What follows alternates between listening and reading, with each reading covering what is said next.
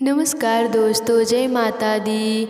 आज मैं आपको जितिया व्रत में सुनी जाने वाली सुखिया दुखिया दो बहनों की कहानी सुनाने जा रही हूँ। तो प्रेम से बोलिए जी मुतवाहन बाबा की जय। दो बहनें थीं, एक का नाम सुखिया और दूसरी का नाम दुखिया था। दोनों का भाग्य उनके नाम जैसा ही था।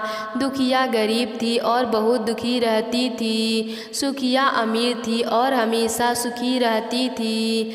दोनों एक ही गांव में रहती थीं। दुखिया सुखिया के घर में काम करती थी, साफ सफाई करती, खाना बनाती थी और जो खाना बच जाता था वह खाना सुखिया दुखिया को दे देती थी। इसी तरह दुखिया का घर चलता था। समय बीतता गया, दोनों को बच्चे थे। सुखिया को 2 पुत्र और दुखिया को भी 2 पुत्र थे। जब जितिया का व्रत आया तो दोनों बहन जितिया का व्रत रखती थीं। दुखिया सुखिया के घर में काम करती थी। व्रत के दिन दुखिया ने सुखिया के घर जो चावल फटका, चावल को साफ करना, उससे जो खुद्दी निकला वह अपने लिए रख ली और साफ चावल सुखिया को दे दी। फिर साग को चुनी, पत्तियों को डंठल से अलग करना, बढ़िया वाला साग सुखिया के लिए रख दी और डंठल था वह अपने लिए रखी। अब दुखिया ने सुखिया के घर का सारा खाना बना दिया और अपने घर चावल की खुद्दी और साग के डंठल लेकर गई बनाने के लिए। खुद्दी का चावल और साग की डंडल बनाकर खाना अपने बच्चों को खिलाई और खुद भी खाई। उसके बाद दुखिया सोने चली गई। आधी रात में एक बूढ़ी औरत उसके घर पर आकर दरवाज़ा खटखटाती है। तो दुखिया पूछती है, कौन है? तब बूढ़ी बोलती हैं, बेटा हम हैं। दुखिया ने उठकर फाटक खोला और पूछती है, अम्मा आपको क्या चाहिए? इतनी रात में आप यहाँ किस लिए आई हो?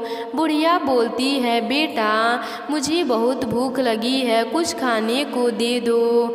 दुखिया उसे घर के अंदर से ले जाती है और कहती है, हम लोग बहुत गरीब हैं, आज मैंने खुद्दी का चावल और साग की डंडल बनाया है, क्या आप खाएंगी? तो बूढ़ी अम्मा कहती है, हाँ क्यों नहीं, खाएंगे, हमें बहुत भूख लगी है, हम वही खा लेंगे। दुखिया अंदर जाकर खुद्दी का चावल और साग का डंडल लाती है और बूढ़ी को देती है खाने के लिए। बूढ़ी अम्मा खाना खाने के बाद कहती हैं, मुझे अच्छे से कुछ दिखाई नहीं देता, इतनी रात के अंधेरे में मैं अपने घर कैसे जाऊंगी? तो दुखिया कहती है, कोई बात नहीं, आप यहीं पर सो जाइए, सुबह अपने घर चले जाना। तो बुढ़िया दुखिया के घर में ही सो जाती है। फिर थोड़ी देर बाद उठकर बोलती है कि बेटा मुझे दीर्घ शंका लगी है, कहाँ करूँ? तो दुखिया कहती है, मेरे घर में बाथरूम नहीं है, इसीलिए आप इधर कोने में कर लीजिए। बुढ़िया पूछती है कि बेटा भर भर करें या छर छर करें? दुखिया नींद में थी तो वह कहती है, माता जी भर भर कर दो, मैं सुबह साफ कर दूंगी। फिर थोड़ी देर बाद बूढ़ी पूछती है कि बेटा मैं अपने हाथ कहाँ साफ करूं? तो दुखिया कहती है, आप मेरे सर में अपने हाथ को साफ कर लीजिए। जब सुबह होती है तो दुखिया को यह सब सपने के जैसे लगता है कि सोते समय मुझे कोई सपना आया होगा। वह ज़्यादा कुछ नहीं सोचती और नदी में नहाने के लिए चली जाती है। जब वह नदी में नहाती है और अपने बालों को धोती है तो उसके बालों से होते हुए जो पानी बहता है वह सोने का पानी होता है। आसपास की सभी महिलाएं यह देखकर चकित हो जाती हैं और कहती हैं कि तुम्हारे बालों से तो सोने का पानी गिर रहा है, क्या बात है? फिर उसे रात की सारी बात याद आती है। वह दौड़कर अपने घर की ओर भागती है। यह सोचकर कि उसका घर दीर्घ शंका से गंदा हुआ होगा, पहले उसके साफ करना चाहिए। जब वह अपने घर में जाती है तो देखती है कि घर के हर कोने में ढेर सारा सोना बिखरा पड़ा होता है। यह सब देखकर दुखिया बहुत खुश हो जाती है और सोचती है कि जीमूत वाहन बाबा की कृपा है। यह सब जो माता रानी के रूप धारण करके मेरे घर आए और मुझे इतना आशीर्वाद दे गए। अब दुखिया अमीर हो जाती है और सुखिया के घर जाकर काम करना बंद कर देती है।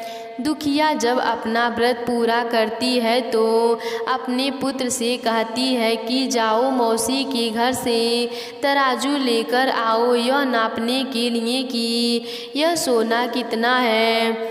बच्चा बहुत खुशी से सुखिया मौसी के घर जाता है और तराजू मांगता है तो सुखिया पूछती है कि तराजू पर क्या नापा है, और तराजू मांगता है तो सुखिया पूछती है कि तराजू पर क्या नापना है।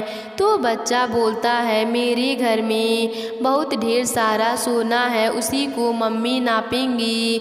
सुखिया कहती है खाने के लिए तुम्हारे पास कुछ भी नहीं है और सोना नापेंगे, मुझसे झूठ कहते हो। तो बच्चा कहता है नहीं, मैं झूठ नहीं बोल रहा हूँ। सुखिया सोचती है जब तराजू मांगा है तो कुछ न कुछ तो ज़रूर नापेगा, इसीलिए वह तराजू के पीछे गोद लगा देती है कि जो भी नापेगा वह थोड़ा सा इसमें चिपक जाएगा।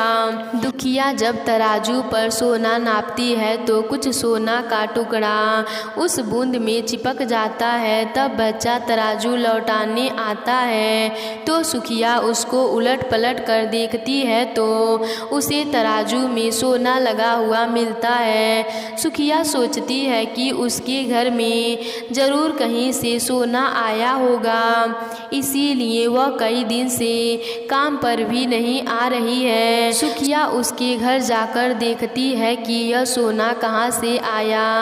जब सुखिया दुखिया के पास जाकर पूछती है कि तुम्हारे पास कहाँ से इतना सोना आया कि तुम तराजू मंगाई नपाने के लिए, तो दुखिया उस रात की सारी कहानी अपनी बहन को बता देती है। दुखिया का मन एकदम सच्चा था, इसीलिए वह सब कुछ बता दी। लेकिन सुखिया के मन में लालच आने लगा कि दुखिया के पास हमसे भी ज़्यादा धन आ गया। अब अगले जितिया के मैं भी खुद्दी का चावल और साग का डंडल बनाऊंगी। फिर अगले साल जितिया का व्रत दोनों बहनों ने रखा। सुखिया के पास हर तरह का सुख था और धन भी था, फिर भी वह जितिया के दिन चावल फटक कर साफ चावल फेंक दी और खुद्दी अपने पास रख ली। साग को तोड़कर पत्तियां फेंक दी और डंडल अपने पास रख ली और वही बनाई। खा पी कर पूजा पाठ करके सोने चली गई। फिर आधी रात में उसके घर में एक बूढ़ी माई आई और दरवाज़ा खटखटाई। सुखिया उसका इंतज़ार कर ही रही थी। वह तुरंत दरवाज़ा खोलकर बूढ़ी को अपने घर के अंदर ले जाती है। बूढ़ी बोलती है मुझे बहुत भूख लगी है, कुछ खाने को दे दो। तो सुखिया कहती है मैंने खुद्दी का चावल और डंडल का साग बनाया है। बुढ़िया बोलती है कोई बात नहीं, मैं खा लूँगी। तो सुखिया परोस देती है। वह खाना खाने के लिए और सोने चली जाती है। बुढ़िया बोलती है मैं घर नहीं जा सकती, मुझे दिखाई नहीं देता है। तो सुखिया कहती है कोई बात नहीं, आप यहीं पर सो जाओ। थोड़ी देर बाद बूढ़ी माई फिर बोलती हैं कि मुझे दीर्घ शंका लगी है, कहाँ करूँ? तो सुखिया कहती है कहीं कोने में कर लीजिए। फिर थोड़ी देर बाद बुढ़िया पूछती है कि भर भर करूं या छर छर करूं। इस समय सुखिया को याद नहीं आता कि दुखिया ने क्या बोला था। तो सुखिया बोलती है माँ छर छर कर दीजिए। फिर बूढ़ी पूछती है कि बेटा मैं अपने हाथ कहाँ साफ करूं? सुखिया कहती है मेरे सर में साफ कर लीजिए। बूढ़ी अपना हाथ सुखिया के सर में साफ कर लेती है। जब सुखिया सुबह उठती है तो उसका पूरा घर गंदगी से भरा हुआ था और उसके बाल में भी बहुत गंदगी लगी हुई थी। यह सब देखकर सुखिया बहुत दुखी हो जाती है और उसे बहुत गुस्सा भी आता है। वह अपनी बहन दुखिया को बुलाती है और उसको गुस्सा करती है कि तुमने हमसे झूठ कहा और मेरा पूरा घर गंदा करवा दिया। तो दुखिया कहती है कि तुमने क्या कहा था, भर भर या छर छर। तो सुखिया कहती है मैंने तो छर छर बोली। तो दुखिया कहती है यहीं पर तो तुमने गलती करी और तुम्हारे पास तो सब कुछ था, किसी चीज़ की कमी नहीं थी, फिर भी तुमने लालच में किया। मेरे पास तो कुछ भी नहीं था, तुम्हारे पास तो सब कुछ था। तुम्हारे घर जीमूत वाहन बाबा भेष बदल कर आए, लेकिन फिर भी तुमने उन्हें अच्छा खाना नहीं परोसा। मेरे पास तो कुछ भी नहीं था, इसीलिए मैंने उन्हें खुद्दी का चावल और साग का डंडल परोसा था। तुमने अपने घर आए भगवान का अपमान किया। सब कुछ रहते हुए भी तुमने साग और भात खिलाया। तुम्हारे पास सब कुछ होते हुए भी तुम्हें लालच नहीं करना चाहिए था, इसीलिए तुम्हारे साथ बुरा हुआ है। एक समय की बात है, एक नगर में एक राजा और रानी रहते थे। उनका एक ही पुत्र था। रानी बड़ा ही धार्मिक प्रवृत्ति की महिला थी और राजकुमार जो बड़े मंत्रों के बाद पैदा हुए थे। तो राजा और रानी बहुत ही लाड से उनको रखते थे। अब धीरे धीरे राजकुमार बड़े हो गए। राजा और रानी को उनकी शादी की चिंता सताने लगी। अब उन्होंने मध्यवर्गीय लड़की देखकर राजकुमार का विवाह करवा दिए। अब उनका समय बड़ी ही खुशी से बीत रहा था। लेकिन कहते हैं ना, जो इस संसार में आया है उसे एक दिन जाना ही होगा। इस तरह से राजा बीमार रहने लगा और वह परलोक सिधार गया। राजा के कुछ दिन बाद रानी भी परलोक सिधार गई। अब जो राजकुमार थे वह राजा बन गए।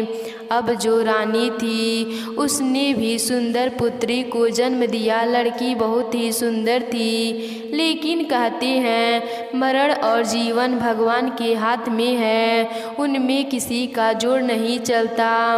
बच्ची को जन्म लेते ही रानी भी परलोक सिधार गई। अब राजा बेचारा अकेला रह गया। अब उसने लड़की का देखभाल करना शुरू कर दिया। 2-4 दिन 10 दिन तो बीत गई, लेकिन वह राजा राज का संभाली या लड़की की देखभाल करी। जब राजा के जो मंत्री थे उन्होंने राजा को समझाया कि महाराज आप दूसरा विवाह कर लो, जिससे आपकी बेटी भी पल जाएगी।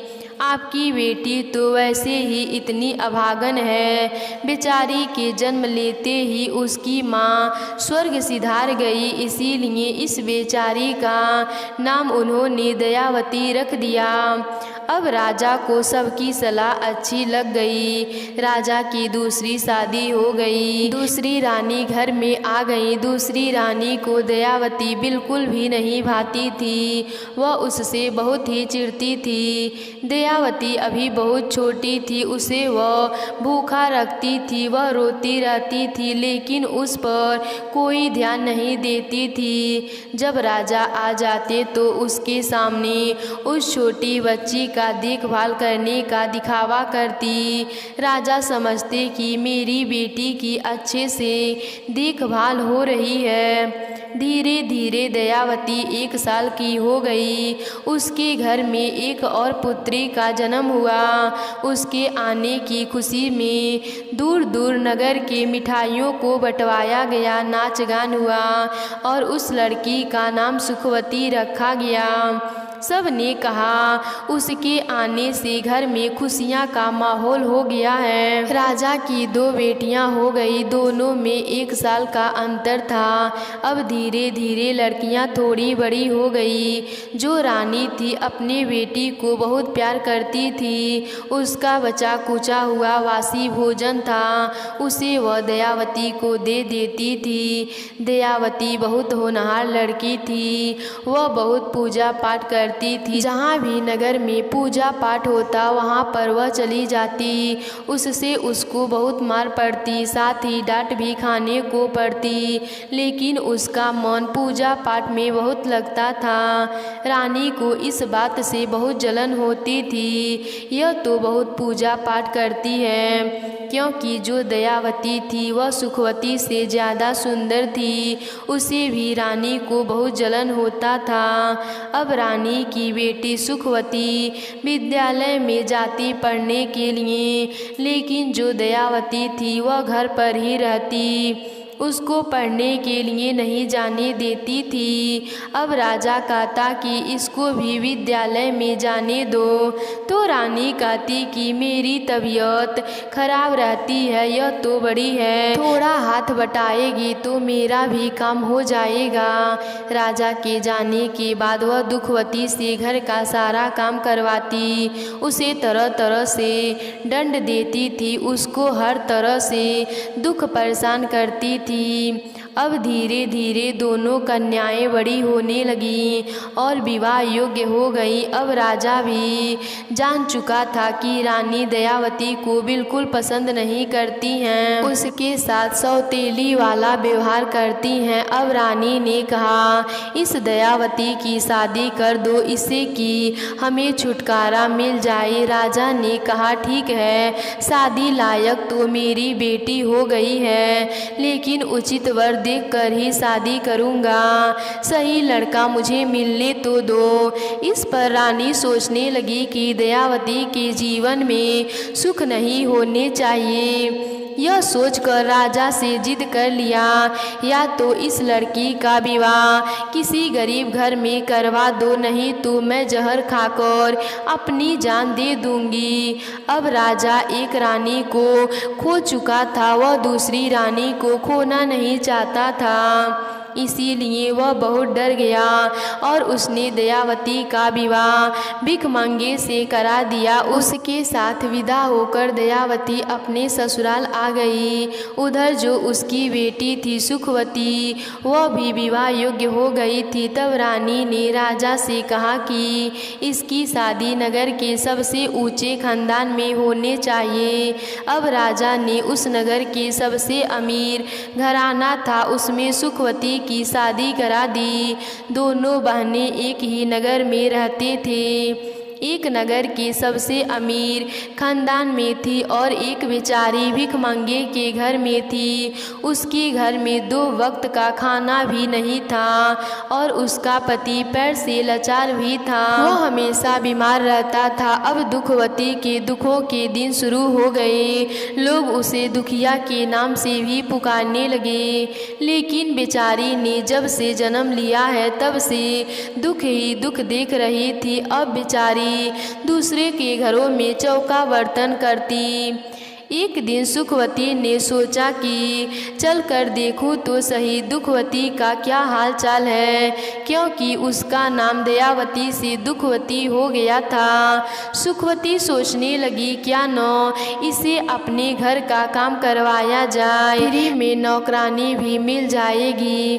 कहने लगी बहन मेरे से तेरी हालत देखी नहीं जाती, इसीलिए मैं तेरे घर आई हूँ। एक काम कर, तू मेरे घर का काम करने आ जाया कर, उसके बदले मैं तुम्हें खाना दे दिया करूँगी। इस पर दुखनी कहने लगी कि ठीक है बहन, मैं औरों के घर पर ही झाड़ू पोछा करती हूँ, उसका वासी बचा कुचा खाती हूँ, उससे ही हम खाते हैं, उसी में हमारा गुजारा चलता है। अब ऐसी बात है तो मैं तुम्हारे घर पर ही काम कर लिया करूँगी। अब दुखवती अगले दिन से सुखवती के घर जाने लगी। अब उसके घर का सारा काम करती, लेकिन जो सुखवती थी वह रात का जो बासी भोजन होता वह दुखवती को दे देती। लेकिन दुखवती बेचारी कुछ नहीं बोलती और चुपचाप लेकर आ जाती। ऐसे ही दिन बीत रहे थे। एक दिन एक पड़ोसन चाची आती हैं और कहती हैं, दुखवती जीतिया का व्रत आ गया है, तुम्हें याद है या भूल गई हो। इस पर दुखवती कहती है, धन्यवाद चाची जी, हम तो दुख में व्रत त्योहार भी भूल जाते हैं। अब तो दुखवती को चिंता होने लगी कि मेरे पास तो कोई पूजा की सामग्री नहीं है और घर में अन्न भी नहीं है, मैं क्या खाकर जीतिया का व्रत करूंगी। वह सोचती है कि बहन से जाकर मांगूंगी कि क्या पता दया करके दे दे। यह सोचकर अपनी बहन के घर गई। चौका बर्तन साफ करने के बाद उसने अपने मन की बात को अपने बहन से बताया। इतना ही कहना था कि सुखवती झाड़ू उठाई और दुखवती की पिटाई करना चालू कर दिया और उसे मारते मारते घर के बाहर तक ले गई। अब वह रोती हुई, आज उसे बासी खाना भी नहीं मिला, रोती हुई अपने घर पर आ गई। घर के नाम पर टूटी हुई झोपड़ी थी, उसमें आकर रोने लगी। उसने सोचा जंगल से कुछ लकड़ियां लाकर बेचूंगी, उसी से भोजन पूजा की सामग्री की तैयारी करूंगी। यह सोचकर वह जंगल में गई। माता रानी का नाम लेकर चल दी। उसने कहा, दुख सुख तो जीवन का आधार है, यह तो जीवन में चलते रहेंगे, लेकिन मुझे हिम्मत नहीं हारनी चाहिए। जैसे ही वह जंगल के तरफ जाने लगी तभी उसने देखा एक गाय बच्चा देने वाली थी, उसको प्रसव पीड़ा हो रही थी। तो वह गाय ने कहा, बहन तुम मेरी मदद कर दो, मुझे बहुत पीड़ा हो रही है। तब वह गाय के पास जाकर उसके कमर पर हाथ सहलाने लगी, जिससे गाय को प्रसव पीड़ा कम हो गया और उसने बछड़े को जन्म दिया। गाय ने उसे बहुत आशीर्वाद दिया। वह गाय की मदद करके जैसे ही आगे चली तो उसे नागिन दिखाई दी। नागिन को देखकर दुखवती डर गई, लेकिन नागिन कहने लगी, बहन मैं बहुत कष्ट में हूँ, यह केचुली मेरे ऊपर चिपक गई है, जिससे मुझे बहुत परेशानियाँ हो रही हैं। तुम मुझे इस केचुली से बाहर करने में मेरी मदद कर दो। तो दुखवती ने डरते हुए कहा कि मैं तुम्हारी मदद को कर दूंगी, लेकिन अगर तुमने मुझे डस लिया तो। वह कहने लगी, नहीं नहीं, तुम मेरी मदद करोगी तो मैं तुम्हें क्यों डसूंगी। तब उसने धीरे धीरे केचुली उतारने में नागिन की मदद करी। नागिन भी बड़ी खुश हो गई और उसे बहुत आशीर्वाद दिया। वहाँ से चली। चलते चलते बीच जंगल में पहुँच गई। उसने देखा एक नीम का पेड़ है, उसी के नीचे एक बुढ़िया माई बैठी हुई करा रही थी। वह बुढ़िया माई के पास गई और कहने लगी, माई क्या परेशानी है तुम्हें। तो बुढ़िया माई कहने लगी, मैं बहुत परेशान हूँ, दूर दूर तक कोई दिखाई नहीं दे रहा है जो मेरी मदद कर सके। अब वह बुढ़िया माई की मदद करने लगी। कभी उसके हाथ पैर दबाती, जो बुढ़िया माई कहती वही वह कर देती, जिससे बुढ़िया माई को बड़ा ही प्रसन्नता हुई। उन्होंने कहा, बेटी मेरा थैला टंगा हुआ है, जरा उसे उतार दे और अपने साथ ले जा। उसने कहा, माँ मैं तुम्हारे थैले को क्यों ले जाऊँ, तुम अपना थैला अपने पास रखो। मैं तो जंगल से लकड़ियाँ बीनने के लिए आई हूँ, मेरा पति भूखा प्यासा मेरा राह देख रहा होगा। वह आंखों में आंसू भर के बोली। तब बुढ़िया माई ने कहा, जरा थैला तो उठा और उसमें अपना हाथ तो डालो, जो तेरे हाथ में आएगा वह ले लेना। उसने सोचा खाने पीने की कोई चीज़ होगी, बुढ़िया माई दया करके मुझे दे रही होंगी।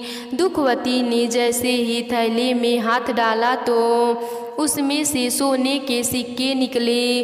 उसे देखकर बुढ़िया माई मुस्कुराई और कहने लगी, यह सब तेरे लिए है, इसे ले जा। अब तू अपना घर और अपने पति का देखभाल अच्छे से कर। जो दुखवती थी वह बहुत खुश हुई।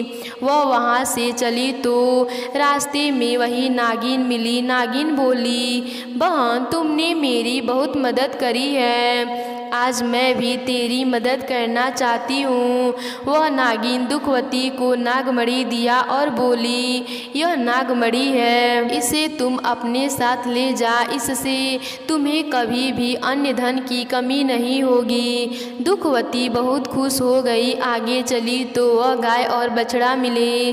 गाय कहने लगी, तुमने मेरी बहुत मदद करी, मैं तुम्हारे साथ चलूँगी। गाय को भी अपने साथ ले लिया।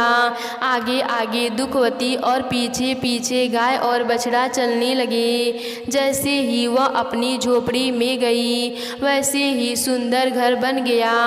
अब तो उसने घर में नौकर चाकर रख लिए और उसका रानियों जैसा ठाट बाट हो गया। इधर सुखवती सोचने लगी, बहुत दिन हो गए, क्यों ना बहन की खबर ली जाए, कैसे दिन कट रहे हैं। वह उनके मज़े लेने के लिए उसके घर गई। दुखवती के ठाठवाद देखकर उसे तो चक्कर आने लगे। अपनी बहन दुखवती से बोली, बहन इतना धन तुम्हारे पास कहाँ से आया। दुखवती बहुत भोली भाली थी। दुखवती बोली, मेरे पर जीमुत वाहन बाबा की कृपा हुई। दुखवती सच सच सारी बातें सुखवती को बता दिया। अब सुखवती के मन में लालच आ गया। अगले साल जीतिया का व्रत आने पर वह फटी सी साड़ी पहनकर गरीब औरत का वेश बनाकर चल दिया जंगल में। जंगल में उसे एक शेरनी दिखाई दिया तो दहाड़ मार रही थी, जिसे देखकर सुखवती डर गई और वहां से जान बचाकर भागी। आगे गई तो आगे उसे वही नागिन फुंकारते हुए नजर आई। वहां से जान बचाकर भागी। फिर आगे जंगल में गई, क्योंकि उसे तो लालच था। लालच के चक्कर में वह वापस नहीं आ रही थी, वह तो आगे बढ़ती ही जा रही थी। आज मैं भी दुखवती की तरह धन दौलत लेकर आऊंगी। यह सोचते सोचते वह उसी पेड़ के पास पहुंची जहाँ पर वह बूढ़ी माई बैठी हुई मिली, क्योंकि बुढ़िया माई कोई और नहीं, साक्षात जीमुतवंधन बाबा की बहन थी। वह तो उन सब की परीक्षा ले रही थी। उन्होंने सुखवती से कहा, अरे बेटी, जंगल में कोई दिखाई नहीं दे रहा है, जरा यह घड़ा मुझे पकड़ा दे, मुझे बहुत प्यास लगी है। तो वह फुंकारती हुई बोली, मेरे पास इतना टाइम नहीं है जो तुम्हें पानी पिलाऊं, मैं तो यहाँ किसी काम से आई हूँ। बेचारी बुढ़िया माई चुप हो गई। थोड़ी देर बाद बुढ़िया माई फिर बोली, अरे बेटा, मेरे बाल में जुए देख ले, मुझे बड़ी ही खुजली हो रही है। वह कहने लगी, तुम्हें क्या मैं जुए देखने वाली लग रही हूँ, मैं तुम्हारी नौकरानी हूँ। इस तरह से वह बुढ़िया माई को डांट देती। अब बुढ़िया माई कहती हैं, वहाँ मेरा थैला टंगा है, तुम्हें जो चाहिए उसमें से ले जा। अब उसे दुखनी की बात याद आ गई कि कैसे बुढ़िया माई उससे थैले में से धन ले जाने के लिए बोली थी। वह बहुत खुश हुई। वह झटपट थैला पकड़कर उसमें जैसे ही हाथ डाला, उसमें बहुत सारे कीड़े मकोड़े थे, उसके हाथों में चिपक गए। अब वह चिल्लाने लगी कि यह क्या, तुमने मेरे बहन को तो इतना धन दिया और मुझे यह कीड़े मकोड़े। तब बुढ़िया माई एक छड़ी उठाई और उसकी खूब पिटाई करती हैं और कहती हैं कि तेरी बहन तो सच्ची है, वह तो परम भक्त है, बड़ी भोली भाली है और तू इतना कुछ होते हुए भी लालच के बल पर उसे नीचा दिखाने के लिए आ गई। बुढ़िया माई उसे मारते मारते जंगल से बाहर लाती हैं। अब उसको अपनी करनी पर बहुत पछतावा होता है। वह सीधी वहाँ से दुखवती के पास जाती है और उसके पैरों में गिरकर माफ़ी मांगने लगती है कि बहन, बचपन से लेकर आज तक हमने तुम्हारे साथ बहुत बुरा किया है, तुम मुझे माफ़ कर दो। दुखनी तो दिल की बहुत अच्छी थी, उसे उठाकर अपने सीने से लगा लिया और अपने बहन को माफ़ कर दिया। इधर उसके माता पिता की आंखों की रोशनी चली गई। फिर वह भी अपने करने पर पछताने लगे कि हमने पाप किया है, इसीलिए भगवान हमें सज़ा दे रहे हैं। हे जीमुतवंदन बाबा, जैसे आपने दुखनी के दुख के दिनों के दूर किए, वैसे ही अपने सभी भक्तों को अपनी कृपा बनाए रखना। तो प्रेम से बोलिए जीमुतवंदन बाबा की जय।